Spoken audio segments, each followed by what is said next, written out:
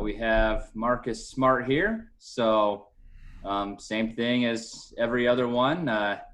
We have the raise hand function, which is already being used by some of you right now. And then reminder to unmute and then remute after the question has been asked and answered.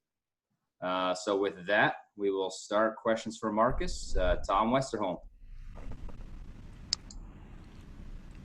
Hey, Marcus. Two quick things for you. Just like I wanted to ask just how you're feeling, obviously, in kind of the wake of the diagnosis earlier in March. And there was a report that you were going to donate plasma, and I just wanted to know if that happened and what kind of the details were in that regard. With the diagnosis early in March, which was kind of, for me, it's just kind of like an eye-opener, surprising, because literally I was asymptomatic. I had no symptoms. And I felt fine, and I did donate to the Red Cross my blood plasma.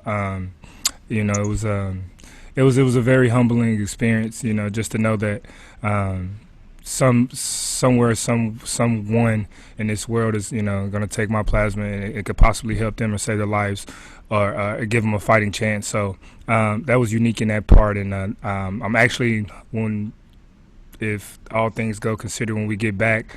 I'm most likely going to go back again and donate some more, some plasma again. So, but that was a great experience to be a part of, but like, I feel great and I'm ready to rock and roll. All right, Mike Petraglia. Thanks, Brandon. Glad you're doing well, Marcus. Wanted to get your perspective on playing in the bubble, since you have already tested positive and been through the process. If you have any different perspective, if you're shedding any light or sharing any experience with your Celtic teammates. I think I could speak for a lot of guys, not just on this team but in the league. It's just a concern of health and how are we going to be protected, and everyone inside the bubble going to be protected. It's unknown, and that's the thing. No one really knows the exacts of anything, of how this is going to turn out, of how they're going to control it to a certain extent, and can you keep everybody following the rules? We all have that concerns. But for the most part, here with the Celtics, I'm talking to the guys. We're all ready to go and play.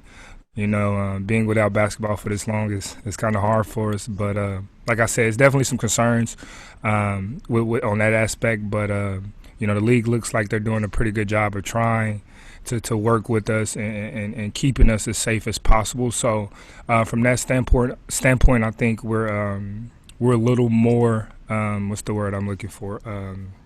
I guess secure about that on that end, or whatever. It gives us a little more security, but still, it's still that unknown that worries a lot of guys, and not knowing whether or not they are going to be safe, or even their family members, when they go back to their family members, going to be safe, and that's the main argument right now for us as players. Thank you. All right, John Corrales. Hey, Marcus. You look around, you see a lot of people not taking this seriously, especially younger people, kind of in your age group. As someone who's gotten it, can you speak to your mentality before getting it, how you approached it, how you saw COVID, and since getting it, do you have a different mentality? And do you think that some of the younger guys in the bubble might share some of the other side that might not be taking it too seriously? Definitely. For me, I was a little skeptic at first, especially when I got that call from that I've been diagnosed with it, just for the simple fact you feel nothing. And that was just me. I've heard other cases where, guys or people are really having trouble, with the respiratory system and things like that, or even people who've had COVID and coming back from with the antibodies and trying to work out, and they're having complications and problems. And I just really think that for me, my mindset was I'd rather be safe than sorry. Even though I do have that skepticism, I'm gonna take the safe way, and just really really hone in on making sure I do my part of staying inside, washing my hands, and making sure I keep my distance from people, because we don't know what this is, and it's kind of hard. And the skepticism comes from me. I know for me was because how can I know that what you're telling me without seeing anything is true? Somebody just called me and told me, yep, you were diagnosed with COVID. Well, how do I know that? I haven't seen any work, any paperwork, anything. And who knows, I don't know what's going on in those labs and things like that. But from the standpoint, like I said, I'd rather be safe than sorry. And for the younger guys, I think that a lot of them are the same way. I think at my age group, we feel a little bit of invincibility where, we're young. We feel like, we're in the best shape of our lives and nothing can happen to us. And that's the scary part because all it takes is one guy, to really open everybody else's eyes. And you don't want it to even get there. You want to try to prevent that. And I think, us older guys, and especially, guys who's had COVID like me, really, expressing and really chewing down on the fact of, take it as seriously as possible because once again, you don't know. And that's the thing for us. So I think the younger guys are going to have some skepticism. But I think as veteran guys and older guys on the team, we have to do our part to keep those guys, I guess, in a sense, under control with, understanding that, although that you might not take it as serious, but you're putting other people at risk and they take it seriously. So you have to respect them. Adam Himmelsbach. Hey, Marcus. You mentioned a little bit earlier about antibodies. Have you, like in the medical community, it sounds like there's some thought that maybe antibodies, there's certain levels of them, they last longer than others.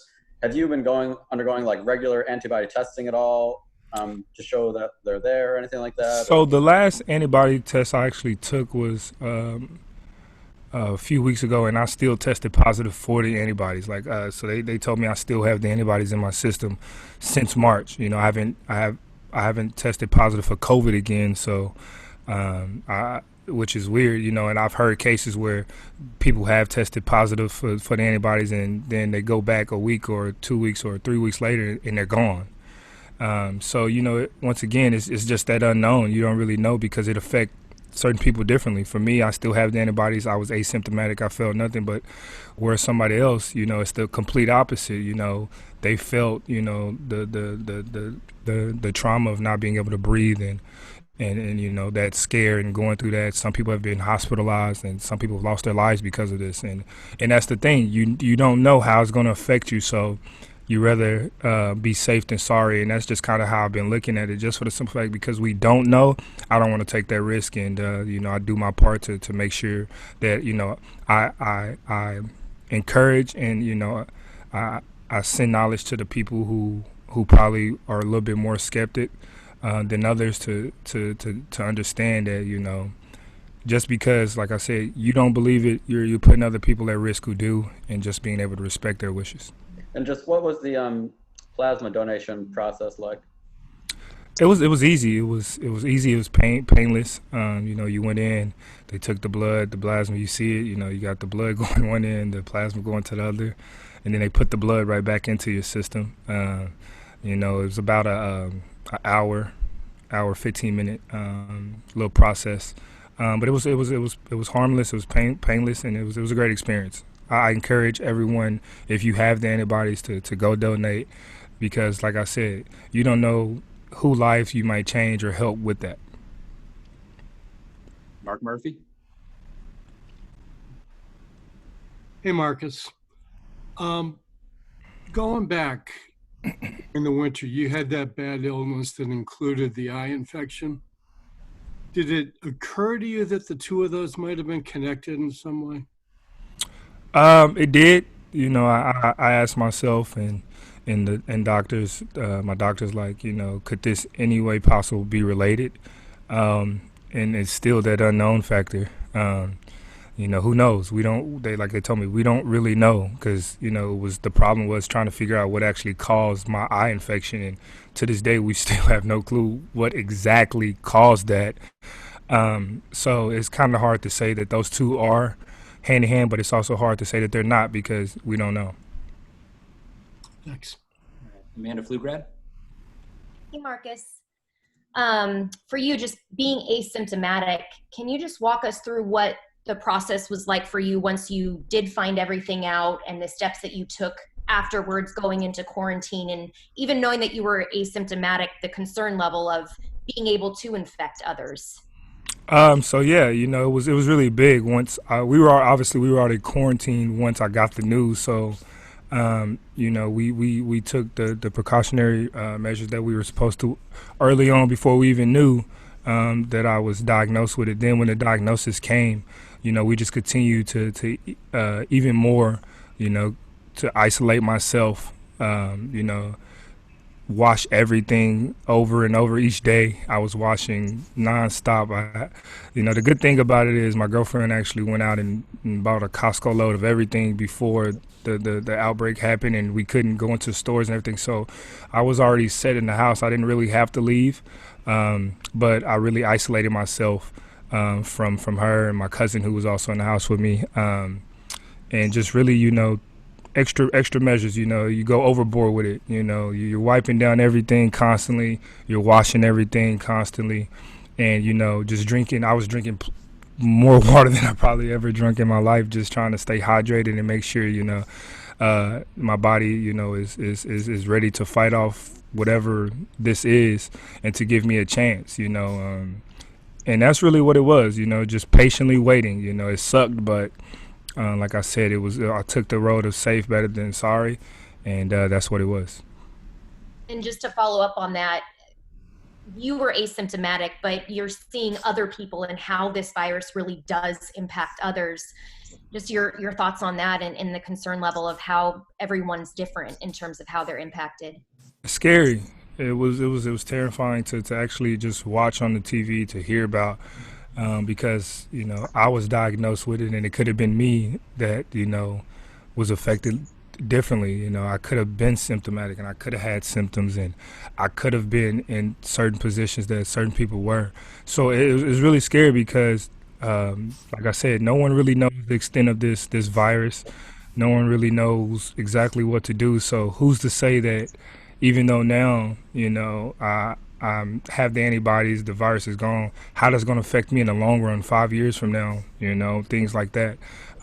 So it's just a scary moment for us right now, as this human race, and we're just all trying to figure it out. Everybody's scared, everybody's confused, and when you have a scared and confused is mixed together, you get this fear and this pandemic that we're going through, and really having as much knowledge as we can get on this, and really teaching everyone the right things to do, or things to minimize the risk, or things like that. No one knows the right answers, but right now, obviously anything is better and then what we're doing, and for the people, like I said, in my age group, it's really concerning, because unfortunately, those are the ones that is the problem, because you go out there and I'm asymptomatic, or someone's out there, you're asymptomatic, you don't know it, and you go to your grandma, or you go,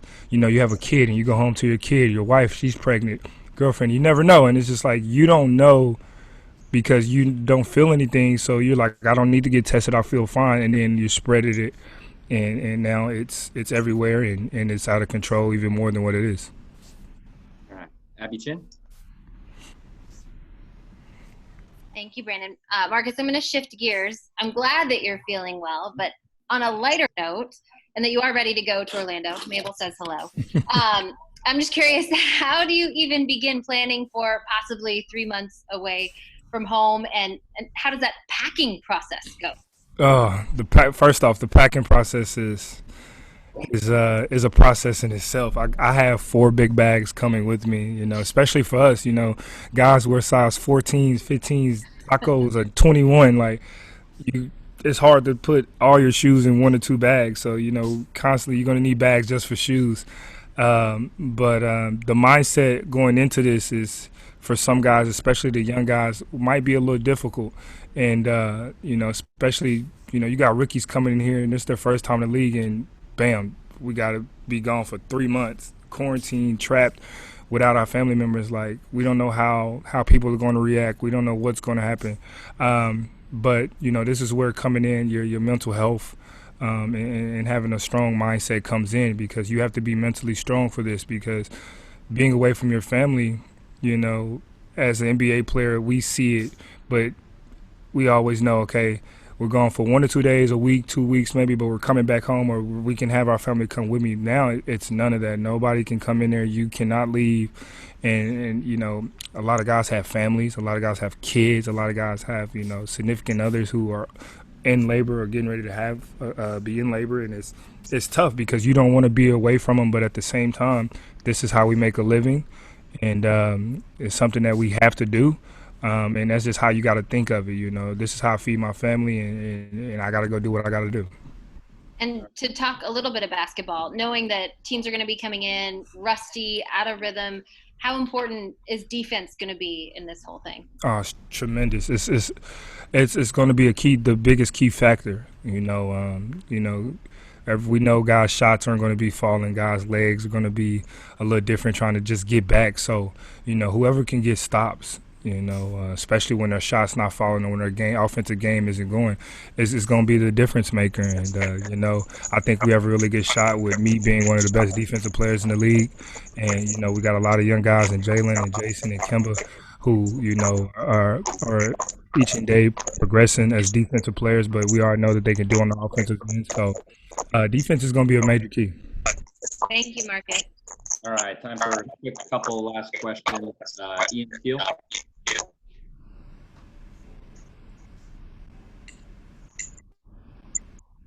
Hey, Marcus, can you hear me? Yes. Marcus, thanks for taking the time. I think it was a couple weeks ago, you tweeted out a couple things about Jason Tatum, and we talked to Jason earlier. You said his ceiling is the moon, and he could be one of the best in the game, if not the best in the game. When did you realize that was a possibility for him? Oh man, I probably have to say the playoff series. I think it was his rookie year or second year when we played when LeBron was with Cleveland, and just the impact he had. Just the confidence he played with and the mindset that he played with. You can definitely see that this guy was going to be special. And he's 21 at the time. Like that's it's tremendous to see his progression even more.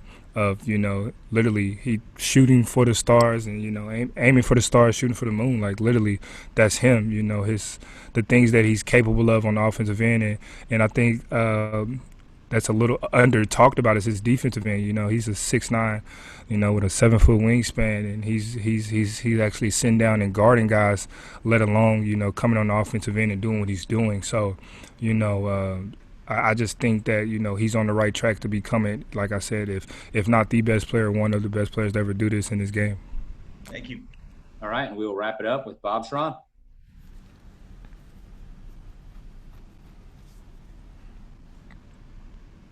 Got to unmute. Marcus. Marcus. Got you. Okay. How are you, kid? Great. How are you? I'm glad to see you're upbeat. Thank God. Thank you. Marcus. Yeah, good. You talked about a little bit about the pandemic and obviously the impact it's had on the African American community, and for several reasons we all know. And you're arguably the defensive player of the year, and the NBA is so important.